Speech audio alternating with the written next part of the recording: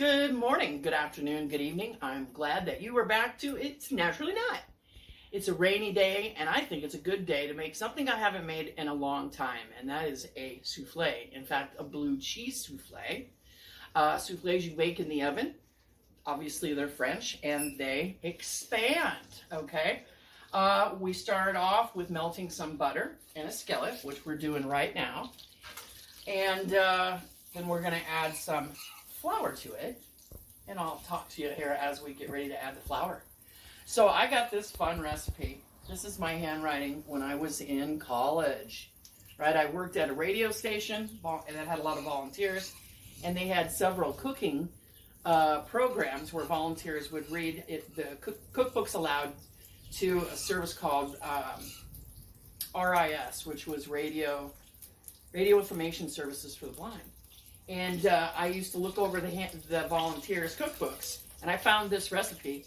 Haven't made it in 30 years, but it's really good. So you want to do what we're doing here right now. Okay, the butter is just releasing some of its liquid here, and that's fine. I already turned it down a little bit, put it slightly off heat, and then we want to add some flour. I'll put it in the show notes, of course, the whole recipe, because I'm making the whole recipe today, because you can't really have this. Okay, now, if you haven't guessed already, we're making a roux, right?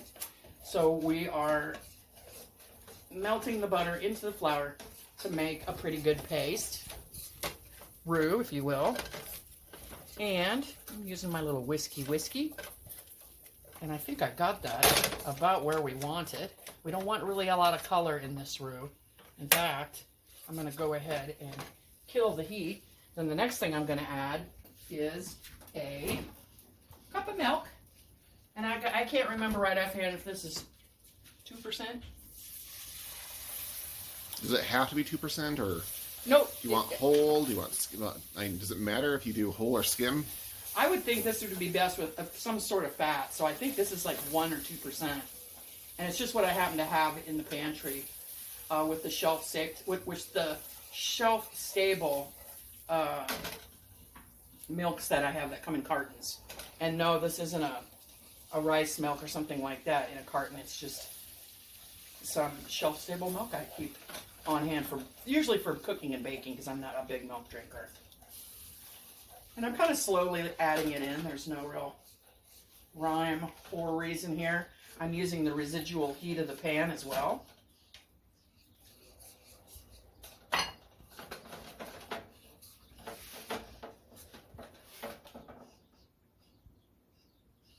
So, souffles, and I think the first time, and the only time I made this, and it was delicious, I used an 8x8 baking pan, square baking pan.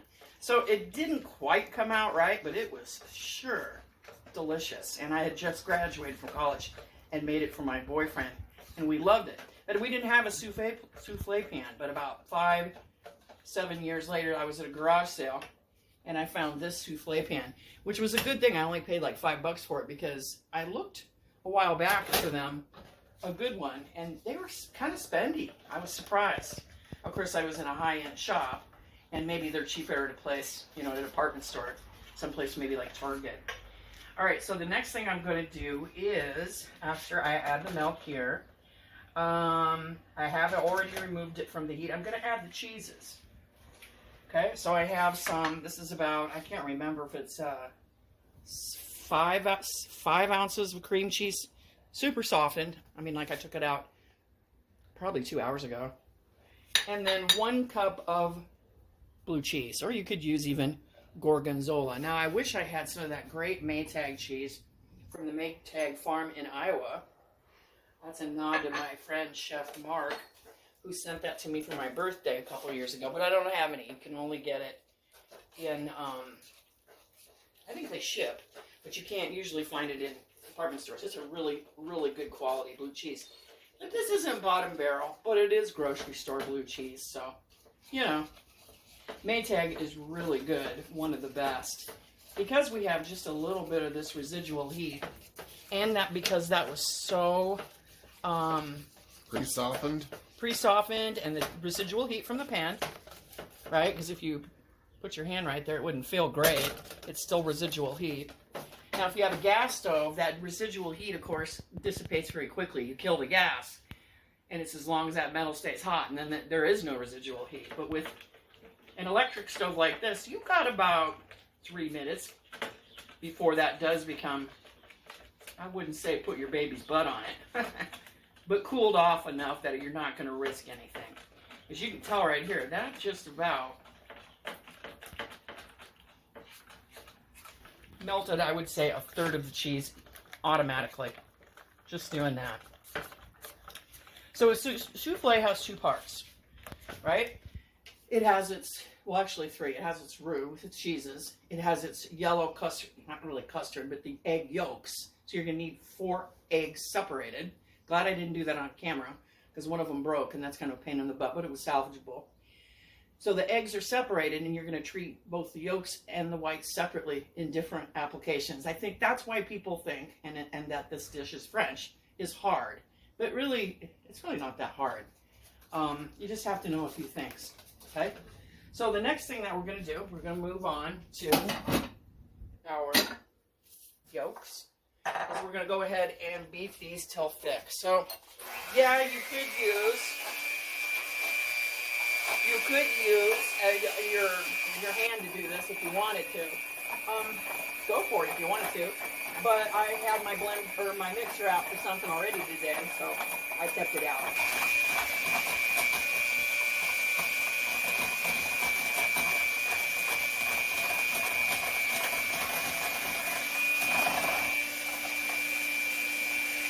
All right. So, see how they're kind of thick?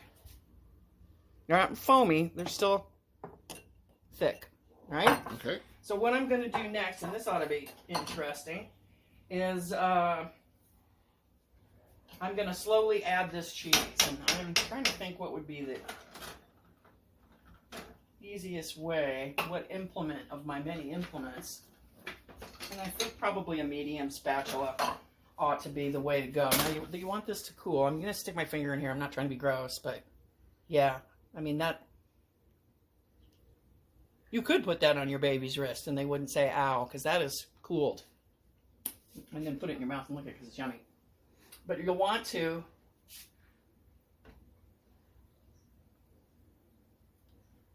slowly add it in.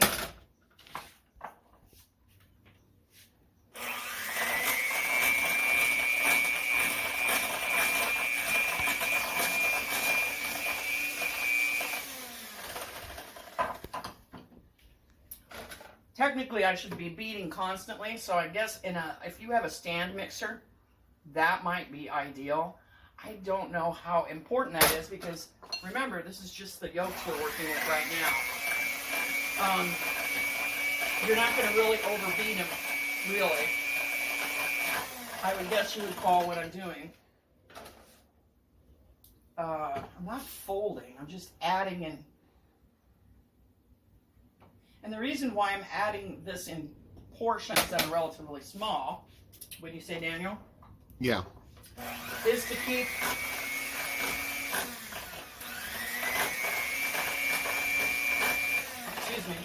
keep the eggs from cooking. Because while this is, I would say, lukewarm, remember now, raw egg yolks in heat means cooked.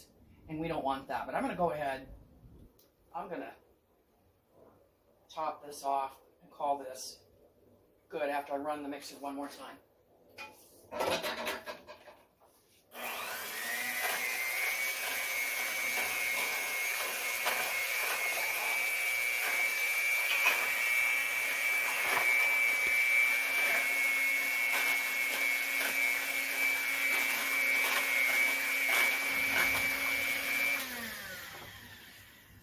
Now the next thing we're going to do, we're going to move fairly quickly here, is we're going to use clean beaters. So make sure that you give these a quick wash or at least a hot rinse and dry them off, because we're going to whip we're going to beat the egg whites until they're stiff. Okay? If you ever wanted to see how that's done, that's what we're going to do right now.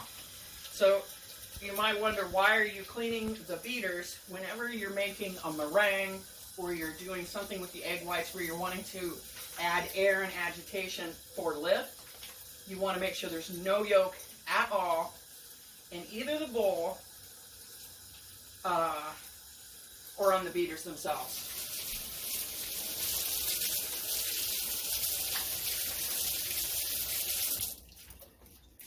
And, as you can tell here, here is my bowl with the egg whites that I did nothing to other than separate. If you separate with one of those separators, egg separators, there's absolutely nothing wrong with that. It kind of looks like, I think I have an implement similar. Kind of looks like that. In fact, you could use that mini mesh strainer to, if you're a novice cook and you're afraid that you'll not be able to do it. I just break the egg in half. You can look that up on YouTube. And I go like this, back and forth over a bowl until all of the egg white is in the bowl and the egg yolk is in the egg itself. Of course, to do that, you have to crack an egg perfectly straight through the middle, and that might intimidate some people. So if you got to use that thing up there, don't be afraid. I don't use that thing up there for that. I use that for straining kombucha. So set this aside, keep it close by. It's still very, very, very lightly warm. Now we're going to beat the egg whites until stiff. The first stage that you're going to see, okay, is foamy. And I don't know, foamy eggs have their uses. You can use foamy eggs in some applications, but we're beating till stiff peaks. And I'm going to go ahead and put the mixer on high. And this happens a little faster than you think it would. See how it's starting to come together?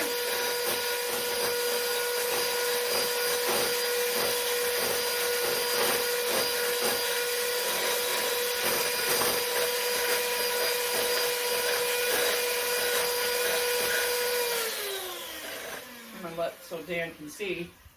Now that's close, but you need to be exact, okay, when you want stiff peaks. You see how this is not really doing stiff peaks? It maybe does a little swirly fun, but it doesn't do stiff peaks. Stiff peaks like the Himalayas. Stiff peaks. That's what they mean, that, literally. So we're going to keep going, full speed.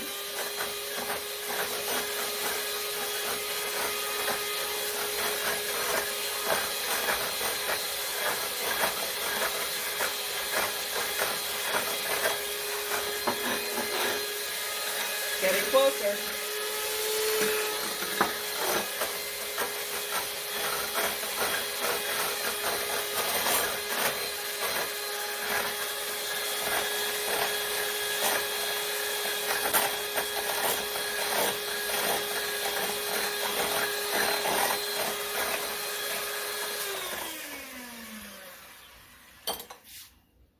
Getting closer. Real close.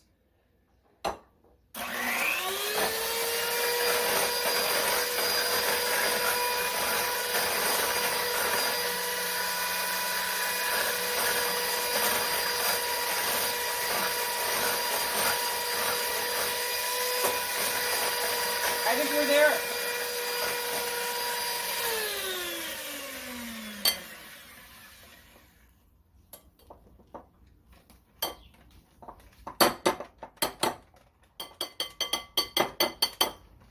Just gonna need a spatula. Yeah.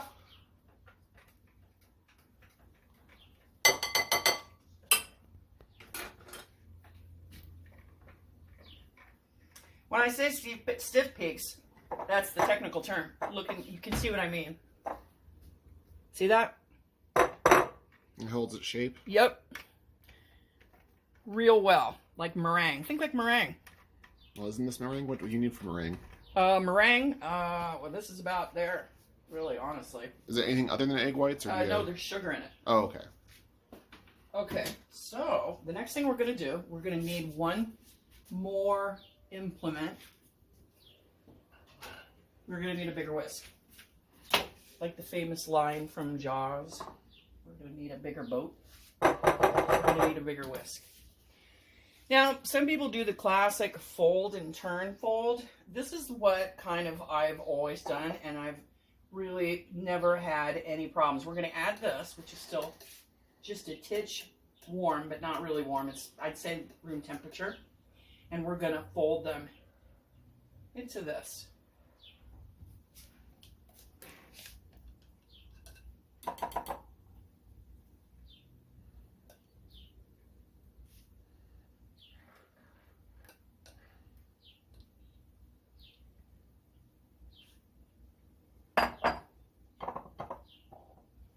So I'm turning it, letting it fall through the whisk. I'm not really blending this in. I'm not stirring this in. I'm folding it. But I think when you use a big whisk, okay. Did you see how I spun this? I spun the bowl. Oh yeah, spin the bowl and then. Because you might get. Now some of those little. You might get pockets. I need to finish my sentence. You might get pockets of the yolk mixture that has not been folded gently with the white. What you're wanting to do is you're incorporating all that loft that was in the white. And if you beat it or if you mix it too hard, it'll fall. Exactly. I'm gonna keep all that air in there. Yep. Oh. Hold on. That is me. I apologize. Hold on. That never happens. No, it doesn't. Oh, my bad. Okay, so we got that folded in. Now we're going to bring this in. This has been greased. Yum. This has been greased. And what I did was grease with butter. Okay. And then I went ahead and got a expensive, like all the chefs say and all the commercials between PBS cooking shows. And I'm using a really nice organic Parmigiano Reggiano. Now, I'm not doing that because you need it. I'm doing it because I don't have any of the cheap stuff that comes in the shaker, which I think would be okay to line this. But, well, we're just using the good stuff. I don't think it's really going to matter. Maybe it does. I mean, really, the purpose of this step is so that the souffle can climb the sides of the souffle dish. This gives it something to grab. If you're making a sweet souffle, you'd use granulated sugar. Or you could also use breadcrumbs in a savory. Okay? So I'm going to go ahead. I don't know. We might have a little extra. I can't remember because it's been a really long time since I made this. And I probably will have some extra. How full do you fill it, I guess? It's been a while. But I'm going to say... Like you don't want it to the top, do nope. you? Because it's going to climb pretty high. It's going to climb pretty high. And this is kind of an experiment. What I'll probably do is I'll go ahead and put that in a tiny souffle dish and make a mini one and throw that in the oven. But we'll probably do that. Off camera. So I'm going to go ahead and I'm going to get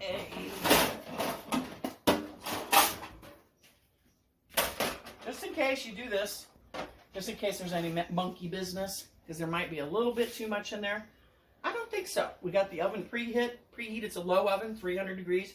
We're going to bake this 50 minutes to an hour. You'll know when it's done because it'll be tall, and you can put a knife in, and it'll come in and it's just like this, straight down. It'll come out clean. So we're going to bake this for 50 minutes to an hour, and I'll see you soon. We're back. About an hour has passed, and I forgot I was even making this. Took off my apron. And it's time to pull that bad boy out of the oven. Don't open and shut the oven repeatedly while that souffle is baking. And you wouldn't want to be bouncing any basketballs on the floor next to your stove. But other than that, you want to be, kind of letting it do it, let it do its thing. Keep little kids around it from it or dogs from hitting it. But we're ready to go on this because I checked.